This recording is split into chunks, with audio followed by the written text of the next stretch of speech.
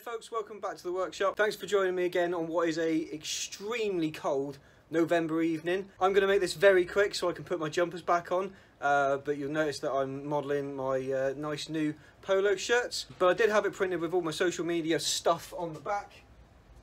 So there you are, you know where to find this if you're interested. Right, so today's video, it's not a make today. I've come back from 4 months away with work, and workshop was a state, absolute mess. There was stuff everywhere. I was so embarrassed by it and I couldn't work. It was just things piled on worktops. It was just a mess. I know what you might be thinking looking behind me. It's still a mess.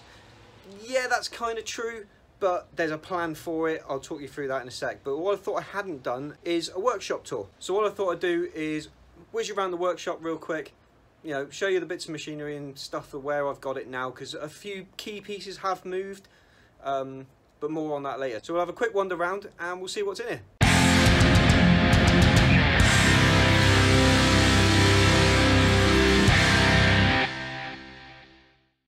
Okay, so you can see I'm in a humble garage.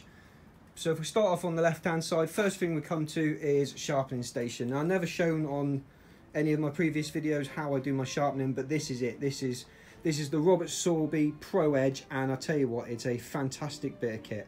Really, really good. I'm not that good to be able to sharpen stuff by hand. With the jig system, every single grind, every single time I sharpen is spot on. And then we come to, oh, I'm watching Ken Block on YouTube. And then we come to my main assembly table, which is here. And if we walk along, I've got a way to make fire, a way to put it out again, just in case, very important to have. Tiny bit of resin left, I've got to order some of those. Biscuits, very important. And then move on to the resin sort of colouring station, so scales, stirring sticks, a couple of paints, and then all like inks, glitters and pigments. And then if we look up here to this mess, this is like paints and bike cleaning stuff, glues, sandpapers, and it's all just a mess. So ignore that completely, that'll all be changing. Moving on a bit further, very important, stereo. Gotta have a stereo in here so I can chill to me wicked tunes. And then above, TV for when it gets boring. Or when I'm waiting for like glues to dry or something, I can just stick something on there real quick. It's a bit knackered now, I think I dropped it, but you know, doesn't matter, it still works. Coming round, we've got a huge amount of wood stock, so loads to be turned. And also if we look down underneath where all the resins are, there's more down here. You know, there is just wood everywhere. So we've got some apple bits, there's a block of Marante, not that, that's the table leg, a couple of really nice spalted beech bowl blanks. I believe these two columns here are both beech and those two are both oak. And then this top box here is all the burrs which I use inside like spheres and what have you.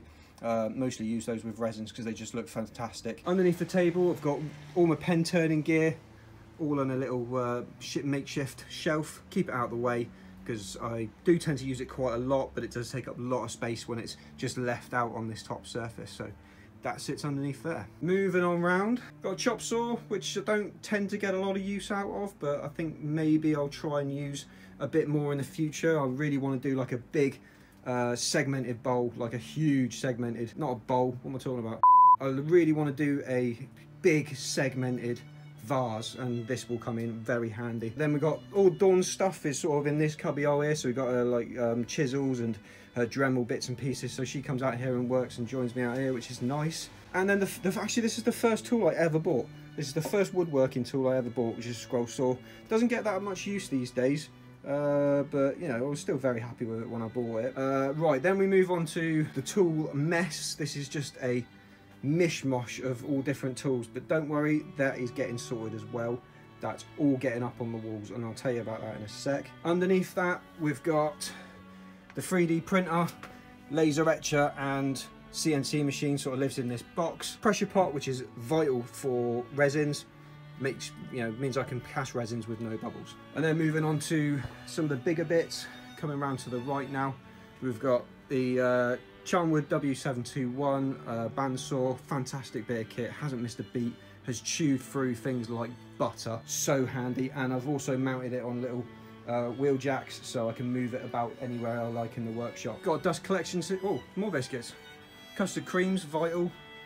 Apparently I've got biscuits dotted all over the workshop. Dust collection system for both the bandsaw and the lathe, because this is where I produce the majority of my sawdust. Now the lathe used to be across this wall here, and it's moved 90 degrees perpendicular to the wall, which just means I can look out into the street and see what's going on in my neighbourhood, which is kind of nice when I'm working. I don't know how the neighbours feel about the noise, but fingers crossed they don't mind too much. Compressor, which is absolutely vital for the pressure pot, but I'll be honest, I use it mostly for blowing sawdust straight out the door.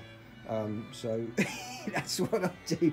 The front end of my car is normally covered in crap. And then we got nice pillar drill. Now it's not particularly posh, this pillar drill, it's just a screw fix special, but it had the the longest travel of all the ones in my price range, so hence the reason why I went for this one. But so far it's been really solid, I've been really happy with it. And then we got the disc and belt sander again from Charnwood.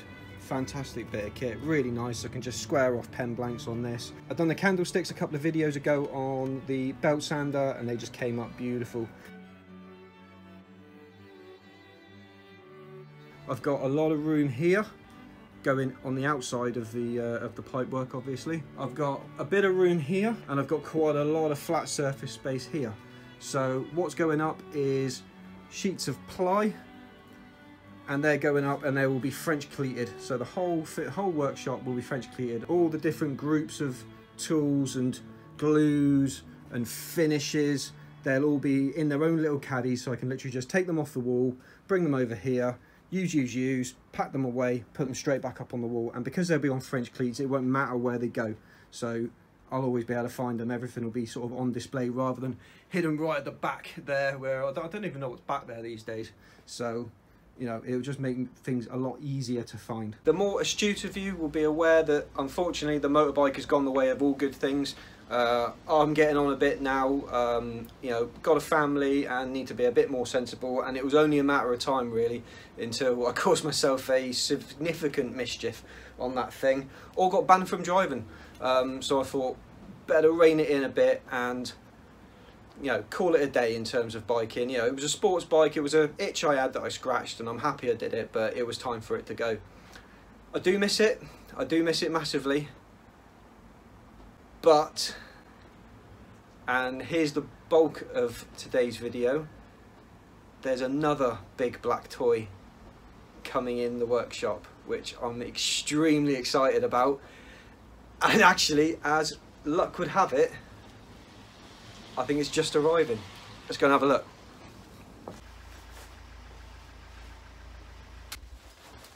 Hey mate,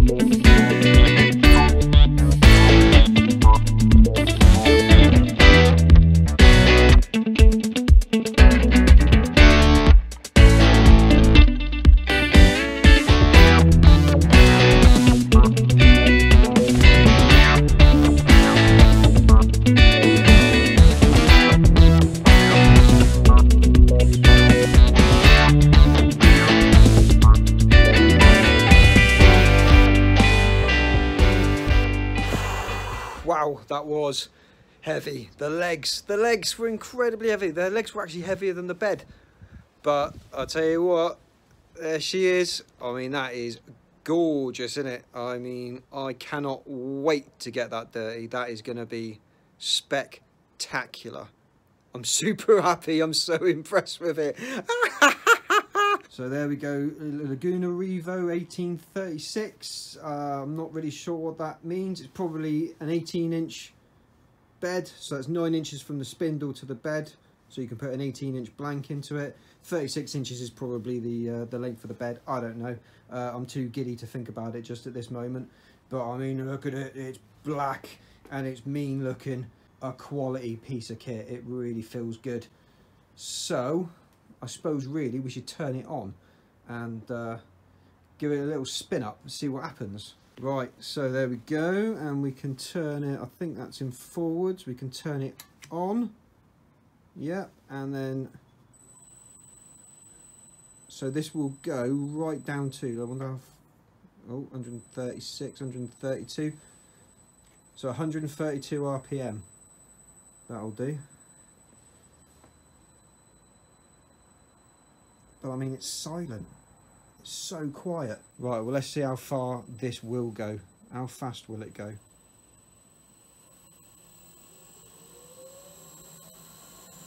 Oh!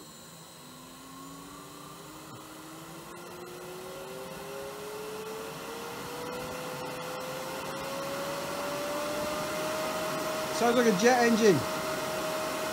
So 3,500 RPM. I mean, that is motoring now.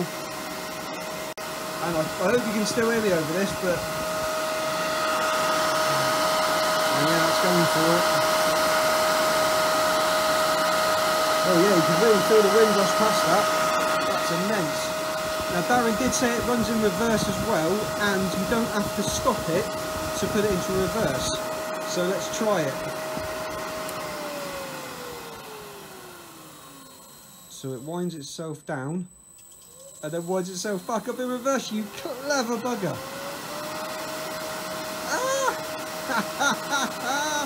That's amazing. That's incredible, right? Oh, I'm blown away. I am blown away. I cannot wait to turn something on this. What is going to be the first thing? I don't know. I don't know what the first thing's going to be. I'm too giddy to think about it just now. I love it. Right, so there we go. That's the Laguna Revo installed, done, sorted, and ready to be turning. So you're gonna have to come check back with me next time and see what we throw onto this. See how much of a mess we can make. See if we can make something beautiful with a beautiful lathe. A beautiful lathe. Mwah! I'll catch you next time, people. Have a good one. Ta-ra now.